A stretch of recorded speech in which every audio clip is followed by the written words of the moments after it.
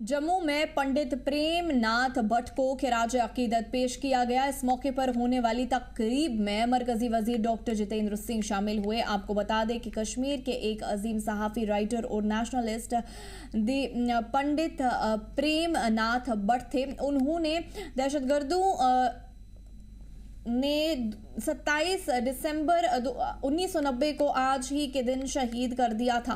वो कश्मीरी पंडित कम्युनिटी के मुद्दों पर अपनी कलम के लिए जाने जाते थे और उनकी शहादत को याद करने के लिए हर साल उनकी बरसी पर चेतना दिवस मनाया जाता है।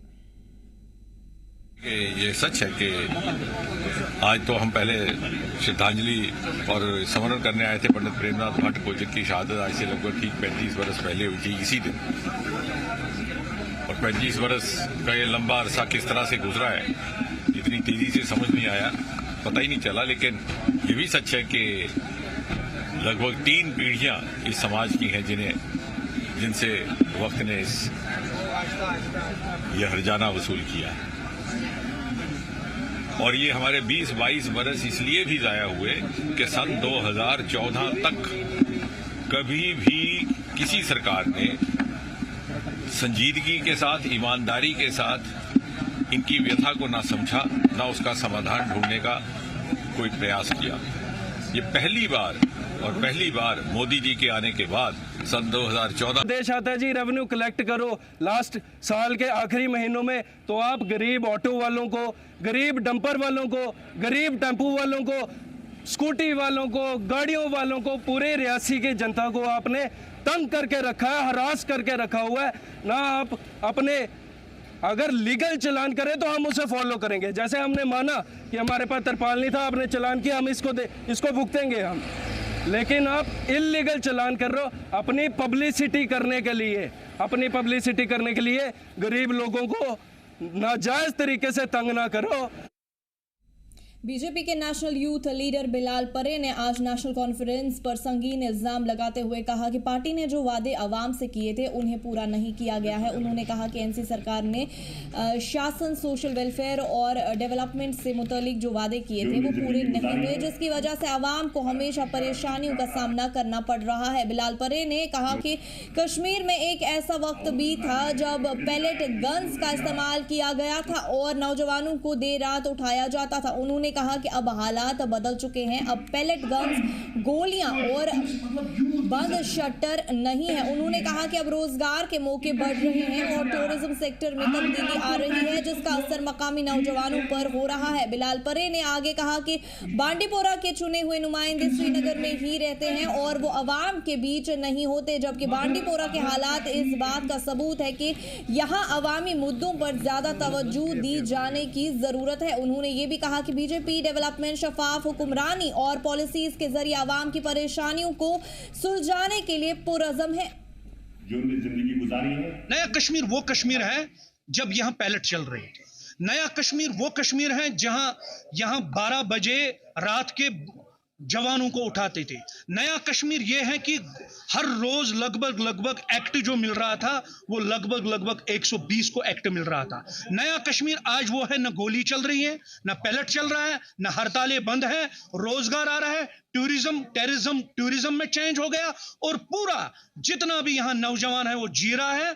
और जो आपने नौकरियों की बात की, नौकरी तो स्टेट गवर्नमेंट के पास है, नौकरी तो उमर साहब दे देगा, हमारे पास तो नौकरी नहीं है, हम अपोजिशन में हैं। नौकरी उनको बताए जिन्होंने अपने एजेंडा में कहा था हम नौकरी दे देंगे, उन्होंने कहा था कि हम 2 लाख नौकरियां दे दें। कहां हैं 2 लाख लोग?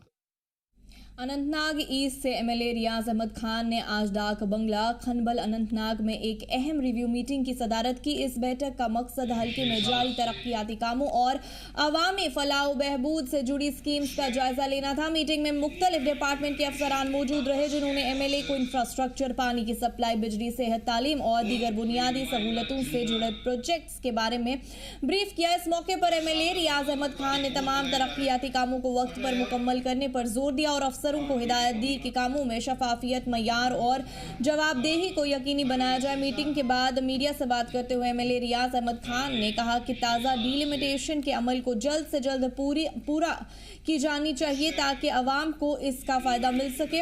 उन्होंने कहा कि हालिया डिलिमिटेशन अमल की वजह से तरक्याती पहलू मुतासिर हुए हैं और इसका सीधा नुकसान आम लोगों को हो रहा है।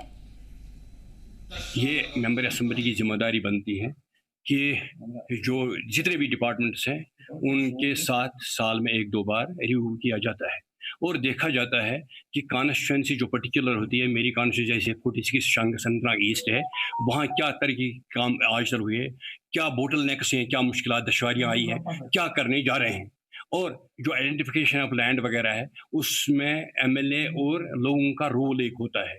कहीं ऐसा हम देखते हैं ऐसा ना हो कि कोई एसेट बने जिसका लोगों को ज़्यादा फ़ायदा ना हो, तो उसको हम करेक्ट करने की कोशिश करते हैं। इसीलिए रिव्यू मीटिंग हुई है। मैं आज इन तमाम जिला के अफसरान का मशकूर हूँ, वो एक शार्ट कॉल पर हाजिर आए और अपने डिपार्टमेंट्स का खदखाल पेश किया कि क्या किया आज तक, क्या करने जा रहे हैं। मैं बड़ी हद तक मुतमईन हूँ कि शांगस अनंतनाग ईस्ट में जब से ये सरकार उमर अब्दुल्ला साहब जिसकी सरबराह कर रहे हैं बनी हुए शदमत से काम चल रहा है। तकरीबन 50-60 करोड़ का काम अंडर कंस्ट्रक्शन है और 100 करोड़ के करीब पाइपलाइन में है।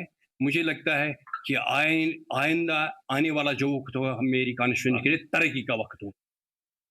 कटरा वाक़या माता वैष्णो देवी यूनिवर्सिटी में 11वां कॉन्वोकेशन प्रोग्राम धूमधाम से मनाया गया। इस दौरान बैचलर्स, मास्टर्स और रिसर्च स्कॉलर्स डिग्री हासिल करने वाले स्टूडेंट्स को डिग्रीज दी गई। मेहमान खुसूसी ने अपने खिताब में कहा कि कॉन्वोकेशन सिर्फ डिग्री हासिल करने का मौका नहीं बल्कि ये जिम्मेदारियों की शुरुआत है। वहीं इस मौके पर high and computing, AI and deep learning lab का इफ्तिताह भी किया गया जो स्टूडेंट्स और रिसर्चर्स को जदीद टेक्निक रिसोर्सेज हम करेगा। इसके अलावा मैरिड रिसर्चर्स के लिए मकान की सहूलत भी शुरू की गई है जिससे वो अपनी पढ़ाई पर बेहतरीन तरीके से फोकस कर सकेंगे।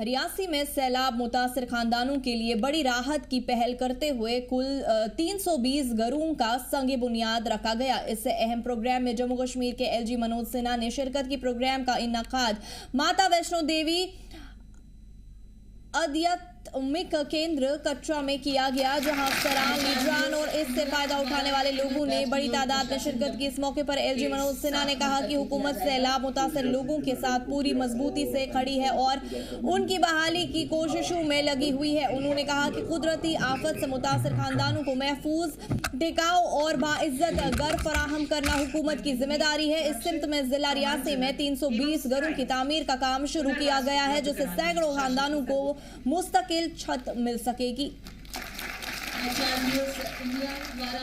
राजकीय प्रशासन जब के साथ मिलकर के किया जाएगा। निर्माण भी पूरा कर दिया गया।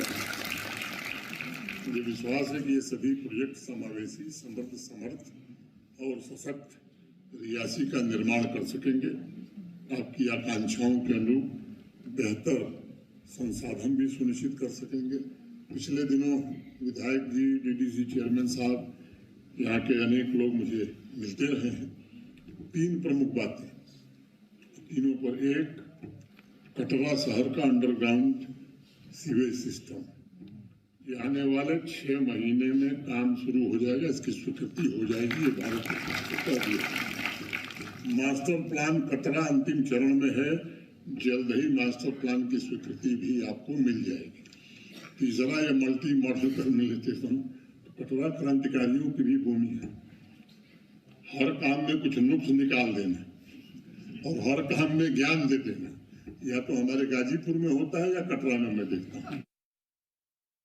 कश्मीर के school education director Nasir Ahmad Wani ने शुपैया का दौरा किया और परख प्रोग्राम के तहत एजुकेशन और इंफ्रास्ट्रक्चर से मुतालिक मसाइल का जायजा लिया।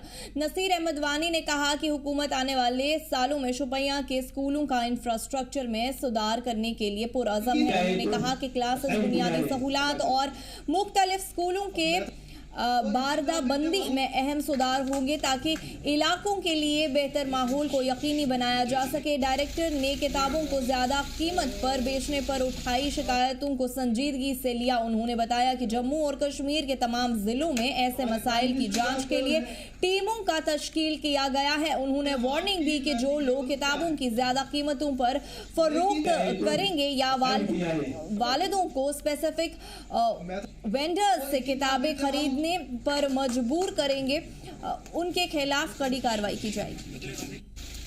आज डिस्ट्रिक्ट शोपियान में परख के बैनर के तले प्रोग्राम हो रहा है। ये प्रोग्राम बेसिकली राष्ट्रीय सर्वेक्षण 2024 की एक कड़ी है।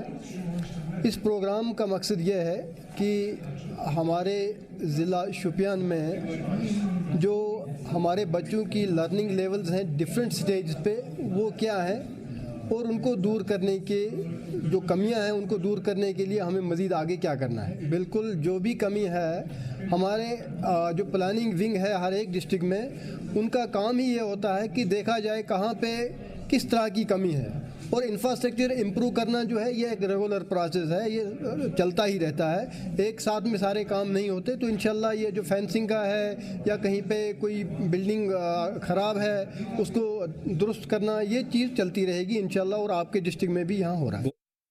कश्मीर का मशहूर टूरिस्ट प्लेस पहलगाम में नए साल के जश्न के लिए सयाहों की तादाद में लगातार इजाफा दर्ज किया जा रहा है। देश भर से लोग यहां के बर्फीले मैदानों और खूबसूरत नज़ारों का मजा लेने आ रहे हैं। मकामी होटल, गेस्ट हाउसेज में लोगों की तादाद बढ़ गई है और बाजारों में भी हलचल नजर आ रही है। सयाह यहां घूमने, शॉपिंग और सर्दी की एक्टिविटीज का मजा ले रहे हैं। सयाहों की बढ़ती तादाद में मकामी लोगों में खुशी देखी जा रही है। इस बीच PDA CEO ने कहा कि हम पूरी तरह से ये यकीनी बनाने के लिए पुरअज़म है कि सयाहों को हर ज़रूरी चीज़ आसानी से मिल सके।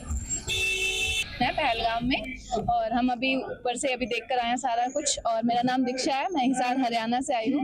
और हमने अभी मार्केट विजिट किया तो देखा इधर विंटर मेला लगा है, जो बहुत बहुत अच्छा लगा मुझे भी और मेरे हस्बैंड को भी। हमने अभी बहुत अच्छा एंजॉय किया और यहाँ पे मुझे बहुत अच्छा लग रहा है। कोई ऐसा सिक्योरिटी का या कुछ भी ऐसा कोई इशू नहीं है, जो मुझे बहुत ज़्यादा एंजॉय कर रहे हैं। और ऐसे फेस्टिवल यूथ को और एनकरेज करेगा इधर कश्मीर में लेके आने के लिए और यहाँ पे एंजॉय करने के लिए। और न्यू ईयर पे तो ये बेस्ट हो जाएगा, डांस के साथ वादियों में तो मजा आ जाए। इस तरह से इसमें इनॉग्रेशन हुई है, मैं बड़ा उम्मीद हूँ कि इसका काफ़ी बूस्ट मिलेगा। आपने देखा एक धमाकेदार इसकी शुरुआत हुई, इसकी इनॉग्रेशन हुई।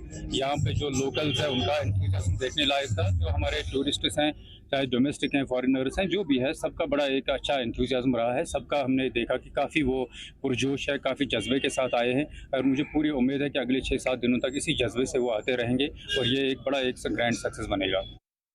इंडियन आर्मी ने आज गुरेज सेक्टर के बगतौर वाक़े यूथ सेंट्रल में एक युवा पंचायत का एहतमाम किया। ये प्रोग्राम राना बटालियन के तहत मुनक्किद किया गया, जिसमें मकामी नौजवान कम्युनिटी के मेंबर्स और आर्मी के अफसरान को एक खुली गुफ्तगू का मौका दिया गया। इसमें पब्लिक इंस्टीट्यूशंस में उनकी हिस्सेदारी, नेशन बिल्डिंग, शासन से मुत्तलिक मसाइल में पार्टिसिपेशन, शहरी जिम्मेदारियां, डेवलपमेंट की परेशानियां और डेमोक्रेटिक प्रोसेस शामिल थे। हिंदुस्तानी फौज के अफसरान ने बताया कि इस तरह की पहल का मकसद आर्मी और अवाम के बीच रिश्ते मजबूत करना है। ये प्लेटफॉर्म अवाम की शिकायतों को सुनने का मौका देता है, जिन्हें आला अफसरान तक एक्शन के लिए पहुंचाया जाएगा। पिछले कई सालों से जो इंडियन आर्मी राना बटालियन ने यहाँ गुरेज इलाके में यूथ पंचायत तश्कील दी है, इसकी आज यहाँ पर मीटिंग रखी गई थी, जिसमें यहाँ पर युवाओं ने बढ़ चढ़ कर हिस्सा लिया। और जो यहाँ पर मसाइल होते हैं, अपने मसले होते हैं, वही इन आर्मी जो ऑफिसर्स आए थे हमारे, उनके सामने रखा। और तो आश्वासन मिला यहाँ पर यूथ्स को कि आपके जो मसले मसाइल हैं, हम हो सके तो उनको हल करने की ज़रूर कोशिश करेंगे। और जो भी बाकी जैसे बड़े मसाइल होते हैं तो उनको आला हुकाम तक हम पहुँचाएँगे। यहाँ पर बहुत सारी डिफ़िकल्टीज़ होती है, जिस हवाले से यहाँ पर मीटिंग रखी गई थी और यही आश्वासन मिला इन यूथ्स को कि आपके जो मसले मसाइल हैं हम उनको आला हुकाम तक पहुँचाएँगे। आज हम इंडियन आर्मी के इस कदम से काफ़ी खुश हैं। पिछले कई सालों से यहाँ पे एक यूथ पंचायत बॉडी तश्कील दी थी और आज उन्हें मौका मिला, मीटिंग उनके साथ हमने की।